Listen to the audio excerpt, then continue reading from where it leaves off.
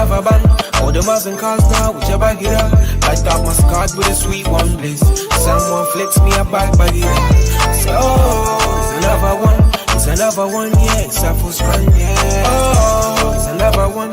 It's another one, yeah.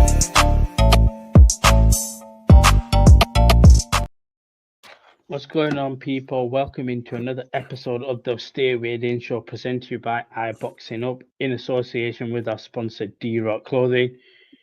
My name's Abbas. I'm joined by my man Ray. Ray, how are we? Listen, man, I'm doing all right, but let's get into it because I any opportunities to cook this prick, he's gonna get sizzled, and I'm here for it. Straight fillet the prick. Pardon my language. I hear it. Listen, you guys see the title. Teofimo Lopez pulls out of the Devin Haney fight that was supposedly scheduled in August. Just before we go into it, I'm just going to read what Devin Haney's been tweeting in the last hour. But the fight with Teo is not signed. I signed my part and Teo's been stalling. As of today, he decided he doesn't want to fight me. He's officially the biggest duck. And I wanted to fight at 147. He wanted to fight at 140. So we negotiated at 145, even though he was willing to apparently fight Boots at 147. And then Bill Haney also then tweeted to say Teofimo Lopez has withdrawn out of the fight. First thing I'm going to ask you is this a little play from Teofimo Lopez, or is he just ducking everything and just straight looking at belts? At what point is it a play? Because I'm not trying to be funny here.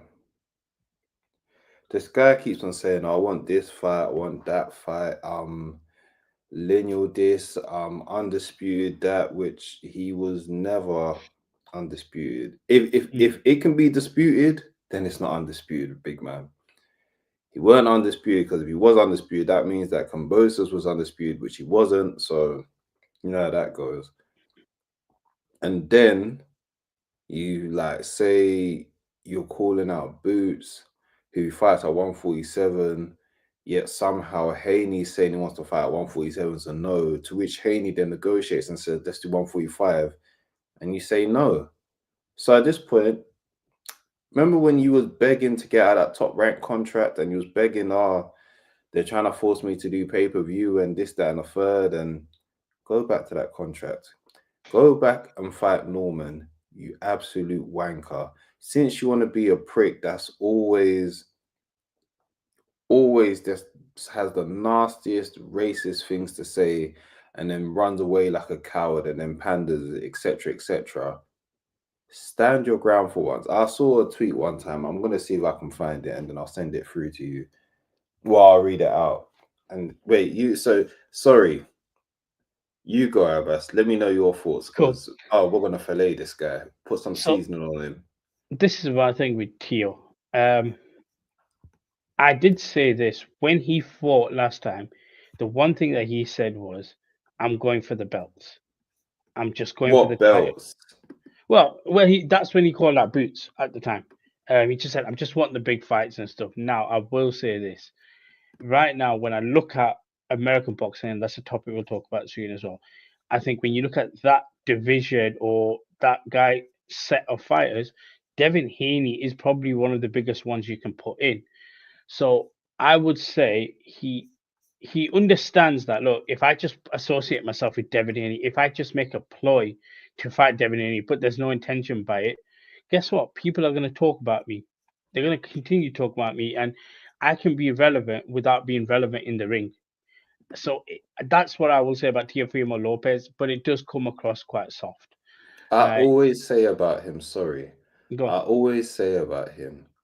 he is a guy who thinks he's smarter than he is. And he's been that guy for so long. And people like that irk me, because it's like, if you think you're smart, it means you're not smart. You're either smart or you're not.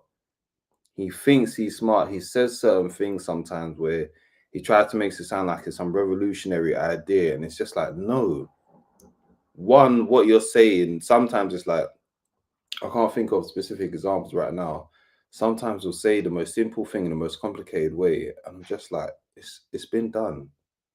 Like, you're not saying nothing revolutionary. It's been done. There's other people doing it. You're just not doing it. It's like, when people think the earth is flat, what they'll do is they'll say it in a paragraph, and it's like, I'm not dissecting English literature. What you just told me Just say that the Earth is flat. Yeah, just If it's flat, what it's you said flat. is, basically the Earth is flat is what you're telling me, but you've told it me in a way where I'm gonna make it look like I'm smarter. It's like when Charlie Kirk tries to speak. It's like you're just spinning around. You probably haven't even answered the point of the person you're debating, but you've made yourself look smarter than you are. But this is what I was thinking with you. I'm like, okay, cool. If you just want to go for the belts, fine. I can't begrudge you for that because I I understand it. Some people care about money fights. Some people care about belts. In Tio's position right now, I think he's just caring about the fact that if he just associates himself and continues to associate himself with fighters and names, he, like I said, stays relevant without being relevant in the ring. When it comes to this one, for me, the glaring thing I look at is both Devin and Tio. Right now, I don't know if they know what weight they want to fight at. Do you want to fight at 140? Do you want to fight at 147? Do you want to fight catch weights? Are you struggling to actually find a weight where you feel comfortable in? What I will say is it just looks poor on Teofimo Lopez's part. You've had this apparent falling out with Turki Al Sheikh. You've got Devin Haney who is open to fight you because, again, I look at Devin Haney and I'm like, I respect what you've done. I do also look at your career in a bit of limbo because I don't know where you sit right now in terms of your division and where you want to fight. But you are going out there, you and Bale, you're making an attempt to make fights. You have to credit that. And then if the other side is playing hardball, it looks embarrassing from their side. Now, it may be the case that Tio, like I said, use it as a power play, makes himself the A side or attempts to do that, or tries to get more money from it, because the list of fighters that He is not an A side. That's the funniest thing. he's not, but he will believe that. And this is unfortunately a bit like Devin Haney is in a position where he's damned if he does, damned if he doesn't. He's very good at what he does, and because he's that good at what he does, people know when they turn to fight him, it's going to be hard to beat this man, and people don't want to fight him, and that's the problem. Whereas Teofimo Lopez, I look at it and I'm like, you don't have a lot of options, but at the same time, you can find yourself in a lot of options because of the way you speak and the way you put yourself out there. It's like, we just want to fight this guy just to shut him up. And guess what?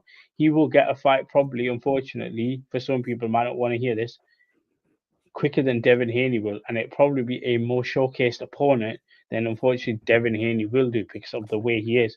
Whereas Devin Haney is just a purist. He wants to fight.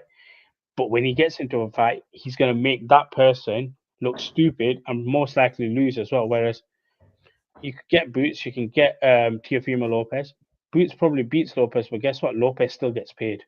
And Boots still gets a name on his record as well. I think it's a built-in excuse, to be honest, because then if he loses to Boots, he's doesn't going to say, I was just trying to be great. I lost to the bigger guy. I was just like all this thing of trying to make boxing great again that he tries to say he does. And it's just like the caricature of the man you've become is so hilarious. Because he is just that. He's a caricature of let's not get it twisted. Ability-wise, very great good. guy. Yeah. Mentally, he's been known to unravel at times, whether outside the ring or inside the ring. There's some matches where we expected to see him showcase his skills, and he blundered. Like his debut at 140, he won the fight. And was that against Sandor Martin, and that was even debatable. Yeah, and then that's the clip where he's like, "Do I even got it?" Like he doubts himself, and the camera picks it up in 4K. Then obviously, he goes and turns around and beats Josh Taylor. Although we're seeing what Josh Taylor is right now, but the point being is, we was having that conversation last week. The point being is, he still won, still got a belt, and it was like, and the performance you put in there, you're like, oh wait a minute, Teofimo Lopez is still that Teofimo Lopez to a point. So he flips some flops, but I think for me in this one, I think it's a case of eventually we'll get Devin versus Tio. But I don't think Teofimo Lopez was serious here. Let me tell you, I found the tweet by @callmesati_. Shout out to her. Tio has no sense of identity. He doesn't have a hometown, culture, or a country that stands behind him because he can't point out who they are. The random act of racism is just another failed attempt at building a community. You know you're a failure when the racists don't care. Full stop, period. And I fully agree with that because first he tried to beg New York, then he tried to beg Florida, then I think against Claggett, he tried to say he's from Spain, but before that, he tried to say he's from Honduras. Then obviously the America route just wasn't working for him. And it's just like, how many routes do you want to go? Because you can't seem to find a backing all the time. You just can't find a backing, and then you start to realize you're the problem. People do not like you. People do not like you because they don't feel like there's something genuine that they can support. And yes, you're going to have the one or two people that's going to back him. But in terms of having a big community behind him, you're not going to have that. We're seeing Keyshawn Davis, this coming weekend with a big, hometown fight. And he's nearly sold out the arena. And Tio had that one shot when it was MSG. What do they call it? The smaller venue in MSG against Cambosis, and you blew it. And ever since then, you've been struggling to find your crowd because I think New York was just looking at him like, you're not the guy who we thought you was. He tried to go Florida, didn't work. He tried to say that he's from Spain, didn't work. He tried to do the Honduras route, didn't work. And now you're just pathetic, just trying to bait people with all these racist things you're saying. And then when the black people come to you saying, clarify what you're saying, he starts to shell up and beg it with them just for him to start trolling after. Well, I wasn't even saying trolling, just being a prick after. And to the people, not say to the people in general, to some of the fighters that keep on letting him do that in their face, then being like, oh my God, I can't believe he said that after. You're pricks as well. Because listen, he's shown his true colours. He's shown who he is. I like the fact that when Terence Crawford pressed him in the most passive-aggressive way, and I liked it, put his arm across him, put his arm over his shoulder, and said, yo, what was you saying before? And then that's when Tio started acting bare friendly. Oh, yeah, just trying to get the fight and everything. And then after, he went back to chatting rubbish, and I said, you see that guy? He's shown his cards, and unfortunately for him, the one, escape that he kind of had was with Turkey. Because remember, he had the issue with Top Rank. Because I think Top Rank were basically trying to cash out on him because they were just like, I think Bob Arum could kind of tell, like, we're not going to get the money from him that we thought he was going to be. So they tried to do the whole thing of, tried to make his fight on pay-per-view. Which it's wrong, but is what it is. I know I can see what Bob was trying to, let me not say Bob, I can see what Top Rank was trying to do. Trying to say, look, you're not a pay-per-view guy. Look how terrible your numbers are. Then get rid. He had to beg Turkey to, help me. And he even messed that up, apparently. So, yeah, and now he's messed that up. And then he's tried to do the whole apology to him and everything. And then I saw him on the PBC show, and I'm like, you're just going to keep on burning all these bridges. And then he's going to be, do you know who Teofimo is going to be? He's going to be that one guy that when all these opportunity doors close, he's going to look back and be like, oh, do you know what? Yeah, I could have been great, but they were holding me back. And it's just like, no, you self-sabotaged before you had the chance to get in the ring so that you can escape the pending failure that was going to come from it. That's what happened. Like I said, for me, respect to Devin Haney, because look, I'm not going to sit here and say I've always been his biggest fan of his style. But then I'm also a hypocrite because I also support Shakur Stevenson. But that's beside the point. My whole thing is I will rate you because I understand that when a fight goes in the ring with you, they know they have to do something special to be able to beat you. which is also unfortunately a bit of a downfall. We're seeing it with Shakur right now as well. There's a fight that we want to make with him and Tank, and I can almost guarantee, without even knowing of the insides, that it's going to be Tank's team that will pull back on that because they know the trouble they'll get from fighting Shakur Stevenson and what he will make Tank look like. And that's unfortunately where Devin Haney is. Devin Haney, I do genuinely will fight anybody and everybody that comes in his way. The only problem is he is limited in the pool simply because of how great he is.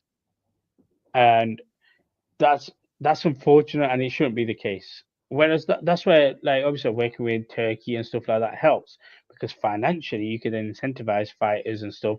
Whereas Teofimo Lopez, honestly, I just think because of that social media era that we're in, you're going to see in the next 24, 48 hours a lot of posts, a lot of videos, and guess what? People will still remember Teofimo Lopez's name. Devin Haney may well just put this post out and not just say anything else because he doesn't care.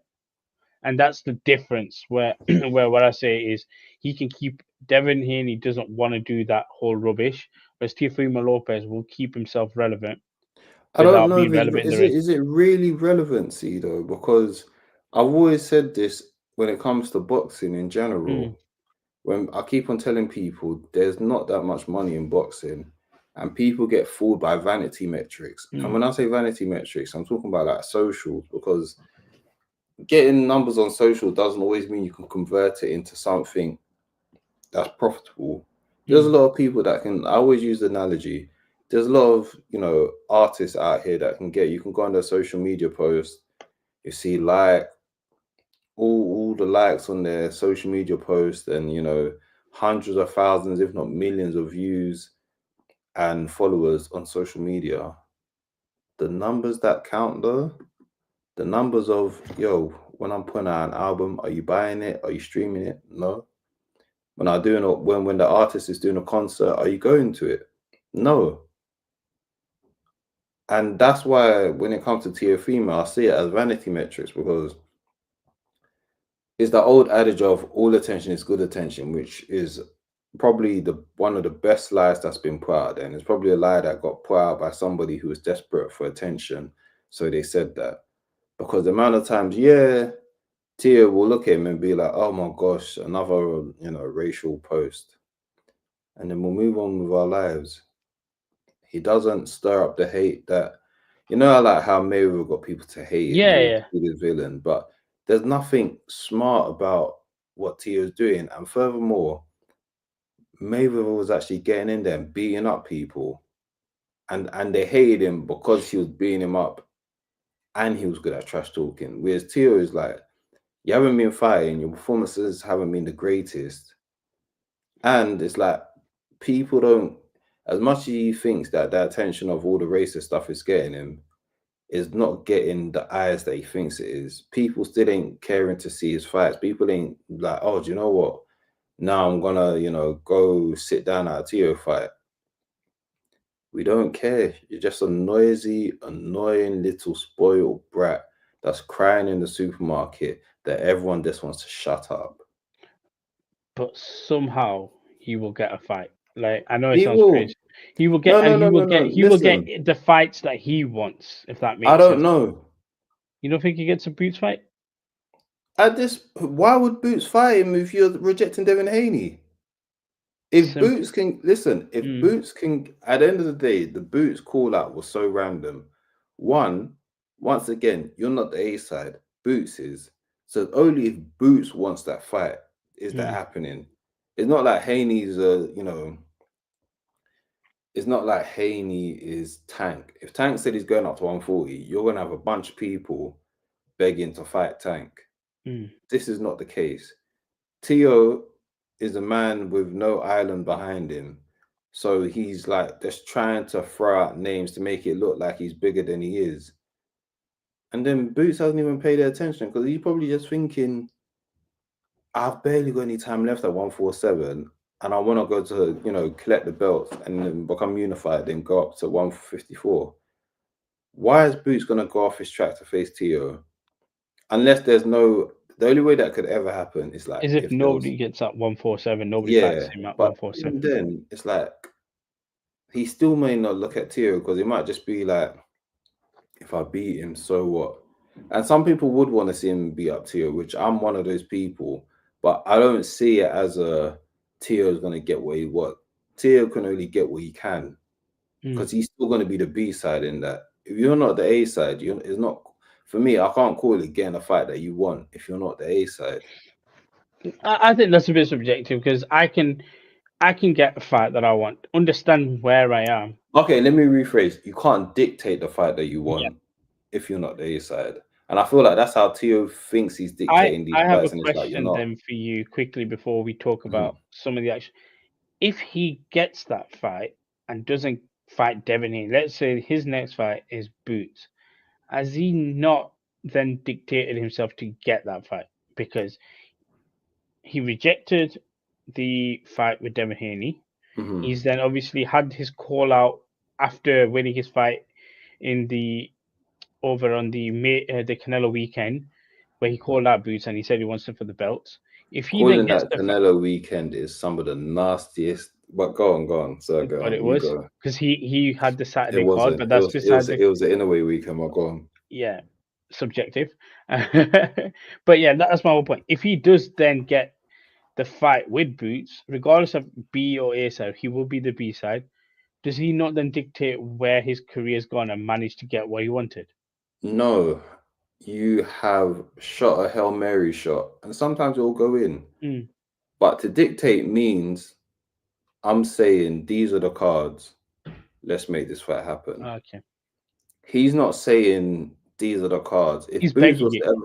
yeah, he's begging it. Yeah. Now, if Boots was to, feel merciful and give him that fight, it's only because Boots hasn't got the fights that he wants, because we already know what's been happening at 147, and these guys are avoiding Boots. Well, to be fair to Barrios, yeah, if I'm Barrios, I'm taking the Pacquiao fight. I'm taking the Pacquiao fight. Yeah, that's it. Should be an easier win. Just take the name fight. It's a bit of a freak show fight, but guess what? If you're gonna pay me, F it. Let me put this guy's lights out.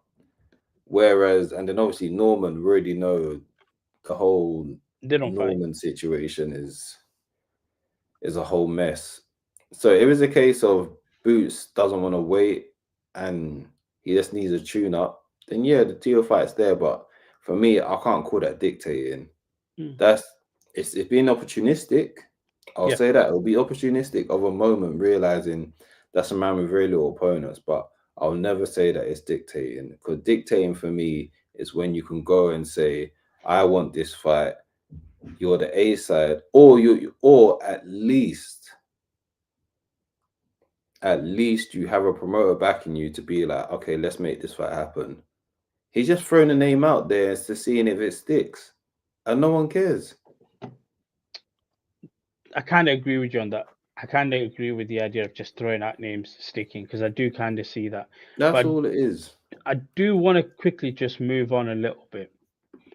Over the weekend, we had Jamal Charlo back in action and Caleb Plant. Charlo did his job and won, whereas Caleb Plant was a 1-50 odds on apparently favorite to win and just looked awful. Now, somehow apparently these two can still fight each other, whatever. That is PBC within PBC. Yeah. But without talking about the fights and the fighters, I didn't care. And I say that because I'm one of them people that is core PBC, HBO, all that. That's what I was. That's what I will always be. Showtime, all that good stuff. And I just didn't care. I was watching the Knicks Pacers game, and then I was like, hey, let me tune in. I didn't see the Charlo knockout. What the hell? Shout out Tyrese. But I didn't care about Charlo. I didn't even think, let me double stream that stuff. Then I tune in afterwards, just simply because the game's ended. I'm seeing Caleb Plant getting beat up. So my point being is, are we just at this point where if you strip away a certain core, I'm talking probably 135 to 147, there is nothing right now in American boxing that of excitement. We're going to take Crawford out of the situation because Crawford is Crawford. Is there any genuine excitement right now in American boxing, and how have you gotten to this kind of downfall?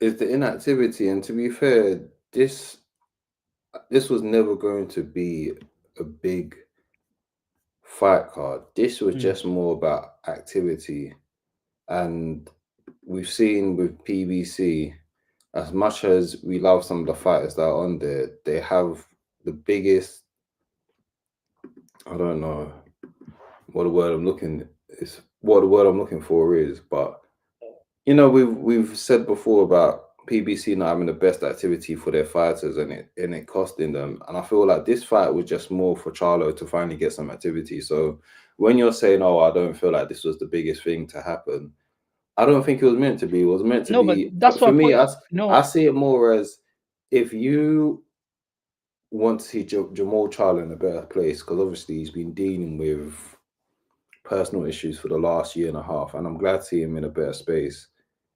So it was just more of, okay, let's clear the cobwebs up and let's see where you are. No, but my point being is, I didn't even care about that, and that's my point. Like, say when Deontay Wilder fights, I'm gonna care enough to, regardless of who he's fighting, I'm gonna still go out my way to watch it. Yeah.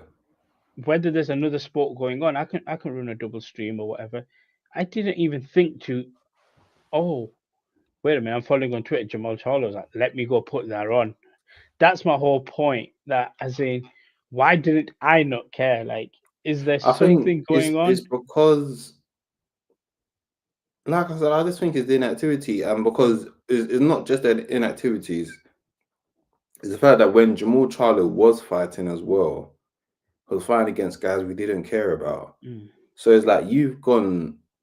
Not only have you had like a 2-year gap of inactivity, when you did fight before, because obviously he fought Jose Benavidez Jr. as well.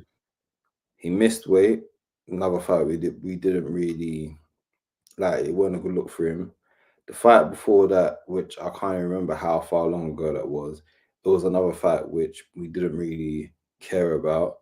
So it wasn't just the fact that, oh, he's taken a long time, but it's the fact that people have disconnected from him, because whilst he was going through his personal battles, he was also fighting fights that no one cared about. So then now, this is the rebuild. This is just meant to be.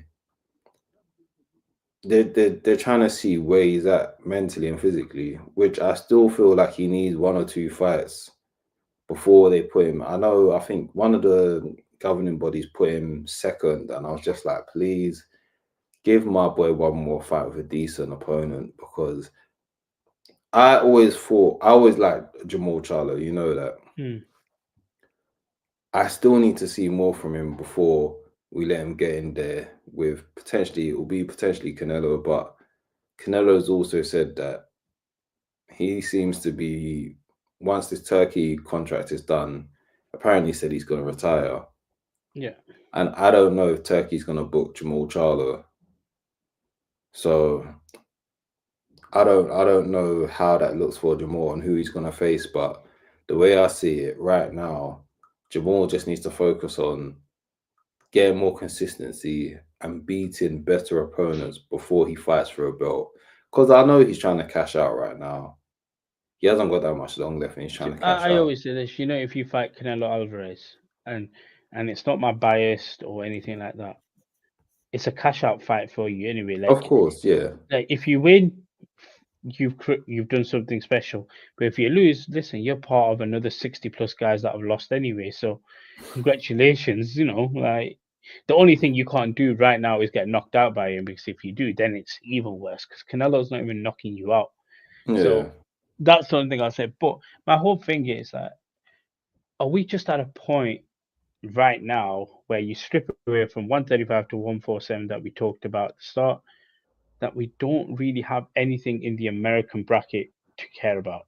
And what can they do to make us care here? I don't think that you got to start building up narratives again. Not narratives, but you got to start building up genuine communities again. I think with American boxing, similar to the UK, is like people just don't care about boxing no more. That's the truth. And the reason why Turkey's been good is because he's such a fan that he's just like, I just want to fund this anyway.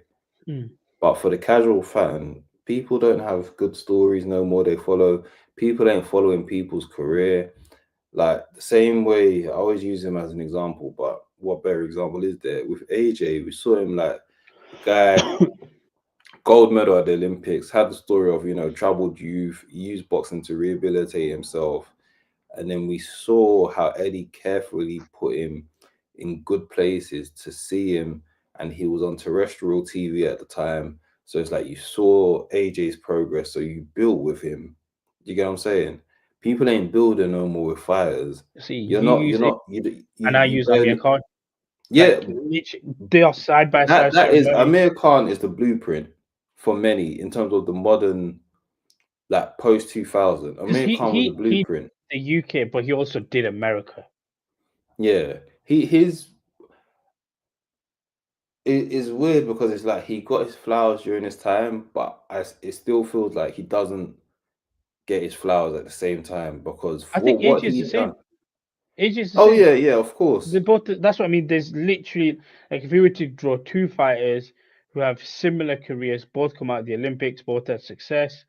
I would say AJ had more success in the sense that he was financially better because he could do the Yeah, stadium.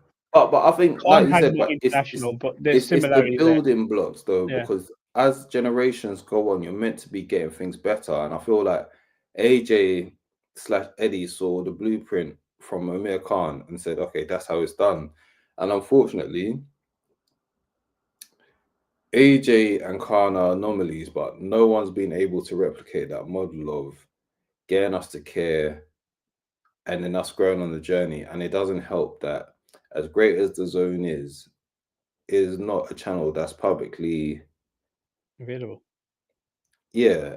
And with social media, it's a good and bad thing because there's a lot of boxers that can go straight to the consumer.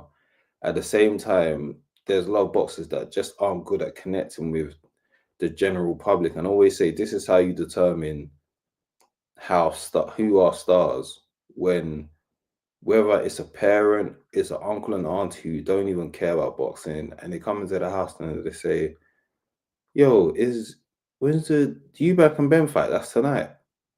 That's how you know they're stars because I'm telling my family don't watch.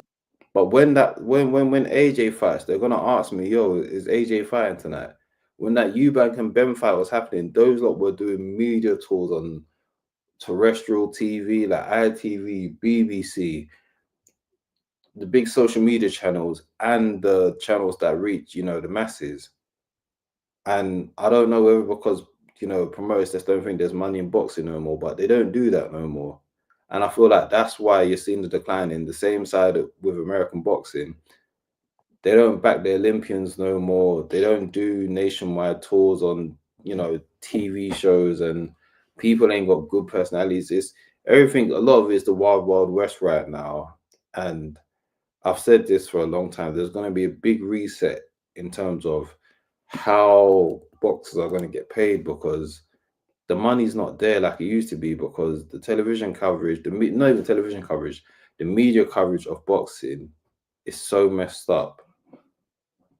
Just So whilst you say that, I'm just gonna check something, right? yeah. Just because this was one of the things. What else I've got it here? PBC. I can't find it on Amazon, so I can't. There was one thing that used to sell for me when it came to American boxing.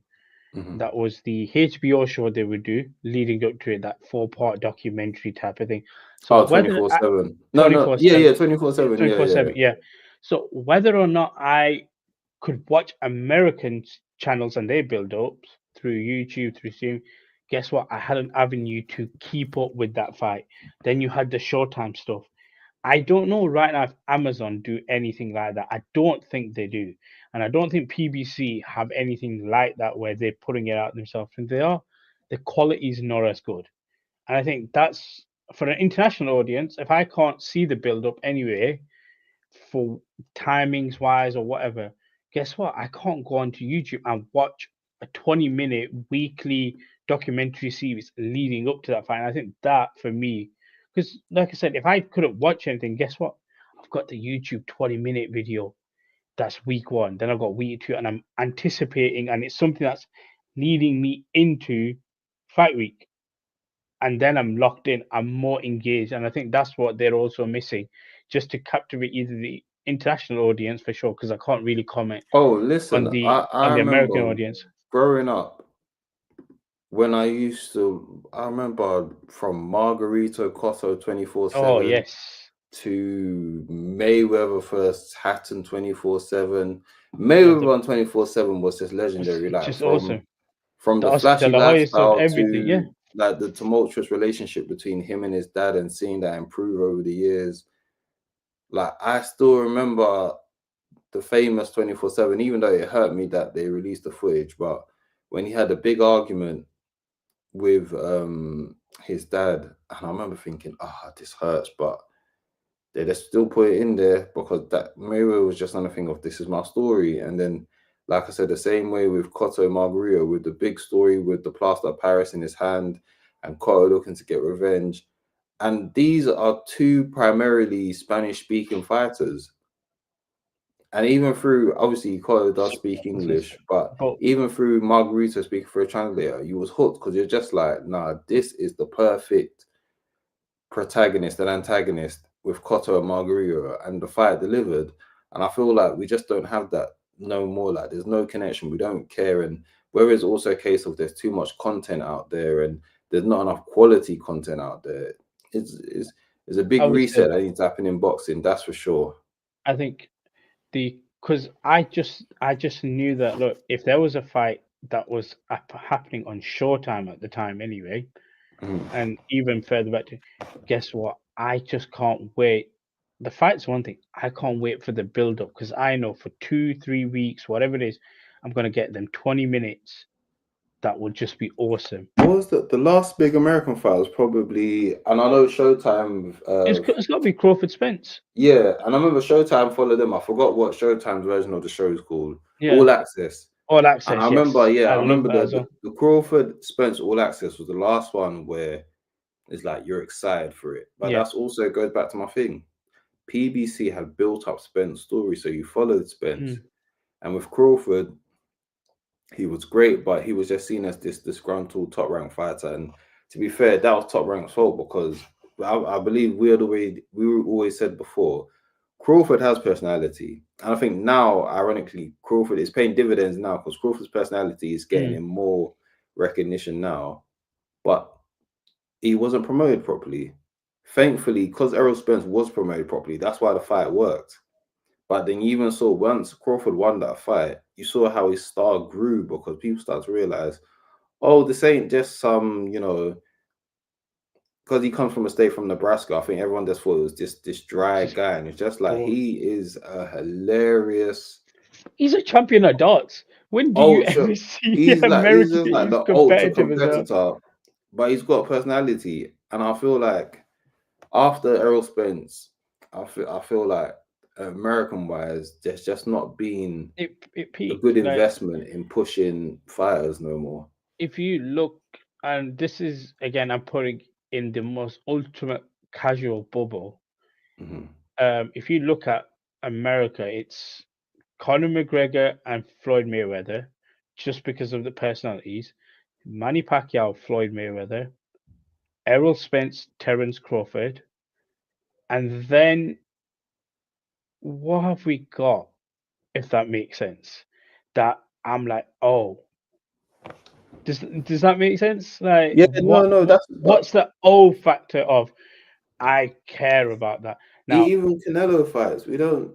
But we don't care about Canelo. But the thing with Canelo is it's different, because it's just like like I said, for me, I look at Canelo now as just a special thing to be able to appreciate. But I'm saying, as in his prime TV years is gone now. It's done. The Canelo is just like, I'm gonna get a bag regardless. So, and then if I look at Canelo, I'm looking at Caleb Plant, more Billy Joe Saunders. They were cool, but again, when I look, it's probably the Canelo Caleb Plant one out of all of them. When I'm like, that was on PBC. I'm like, like all the rest of it, funny enough, was him building up to that moment where it's everything comes together as one. So you've got that as well. But Canelo Caleb Plant again, you can strip it away because there would be people who are not interested in boxing that wouldn't watch that. But the other three, I felt like had a bit more about them. But yeah, I think there is something that needs to kind of be fixed with American boxing. I don't know who. Like I said, for me, you fix that by making one fight, and that's Shakur versus Gervonta Davis. I genuinely believe that gives the boxing casuals the eyes with Gervonta Davis, and then you will see Shakur Stevenson, who everyone in the boxing world will be like, this kid. I say kid, he's a grown man, but he has the opportunity right now, and we know what he can bring to the table. Because there'll be the casual that Gervonta Davis, knockout power, etc., etc. I don't even say I get what you mean. I don't even think it fixes it. It will just restore a feeling. Restore the feeling. That's and that's what you need Restore the sometimes. feeling. Yeah, That's that's what sometimes you what you need. need. You need to restore Well, the they feeling need type of it. thing. They need it badly, and the only issue is now after them two fight, it's dark because Yeah. as great as Boots is, he still hasn't got to that point. And shout out Eddie because Eddie's really trying to get Boots to be the next big American star. And oh well, we've already spoken about Norman. Keyshawn Davis is, doing big things, and we can only hope that I think Keyshawn Davis also has because of the Terence Crawford name with him and that little he's a trio of guys. virgin. He's virgin. I think here's the thing. I've always said this for Top Rank. Top Rank knows how to create good champions. They don't know how to make stars. So, once Keyshawn gets at the end of his contract, that's when we'll really see what level he'll go up to. Because I don't know what it's about Top Rank. They just don't know how to, just get them over into stardom without people leaving them. That's when they become stars. Yeah. When they So, which is sad. yeah. Just quickly, I want to say quickly because I know throughout the week people will talk about it on the channel as well. Fabio Wardley, Justice Huni is fighting this weekend in Ipswich. Just quickly give me your thoughts on this because obviously originally it was Jarrell Miller. I think both guys come into it, and I think for Huni it's a way for people who may not necessarily know who he is, and I'm not going to sit here and say I've watched everything. Yeah. But it's a way for you to possibly introduce yourself by beating Fabio Wardley, who a lot of people probably have grown to know because of what he's come across from the Saudi cards and beating Fraser Clark, especially the last fight, and the way Sky he did. Sports cards as well, yeah. Yeah. So just give me your quick little thoughts on this fight. Is this a particularly more trickier fight for Fabio Wardley than people might think? I'm not gonna act like I know his opponent too much, but in reality, this is supposed to be a showcase fight just for Wardley to get to one. This is credit to Wardley and his team, and credit to Frank Warren. This is once again goes back to what the importance of building a community. This is what this fight is supposed to be. This fight is supposed to be this is Ipswich hometown boy, big stadium fight. I need to go there, obliterate him, make it look good, call out world champions, and get my local behind me, because that's how you garner organic good numbers. Remember when I was saying before about vanity metrics? These are the real metrics. If people will go out to see you and they see you put on a show and then they're like, that is our guy. No matter what, that is our guy. That's who we want to support. So this weekend is just Wardley. Don't let the occasion trick you out of your position. Go in there, do what you do, hunt him out, hunt him down, get him out of there, put on a statement, go onto the mic and, start calling out whoever you need to. And that's how you're going to build, that crowd behind you. And I feel like Wardley's one of the few people in British boxing that could do that right now. So hopefully all goes well for him. Before we wrap up, I've got to just quickly ask, Dillian White's back in action as well. Are we at a point? I don't know. What's your feelings on Dillian White at this point? Because are we just at a point where we don't Let care? him get paid, man. Okay. In all honesty, he is at the Derek Chisora phase, but the No. no. Let me land. What Derek's I mean at by a different that is, phase. no. What I mean is, Derek Chisora was on the retirement tour. Now, did he know that he would garner so much attention during a retirement tour? Who knows? But he's on a retirement tour. Dillian White is definitely on that same tour of I'm trying to cash out because my time is coming to an end. So I see this as, obviously he's had a few bumps in the road, and I see this as just get the ball rolling. Then we see if I can get a nice knockout. If I can get a nice knockout and get people behind me again, then, you know, he can have his own fun fights the same way Chisora did, to see that, to try cash out before he leaves. So whether we care right now, no, because obviously he's lost momentum, but he's a heavyweight, and with a good knockout, he might be able to garner that attention again. So best of luck to him, and we'll see from there. Listen, guys, we're going to wrap this up. As always, you know the vibes. Like, share, subscribe. Tons of content obviously coming out throughout the week as well. But yeah, until next time, peace. It's another band. All the Muslim cars now, whichever get up. I thought my scars with a sweet one place. Someone flicks me a back by the end. So, it's another one. It's another one, yeah. It's a full strong, yeah. Oh, it's another one. It's another one, yeah.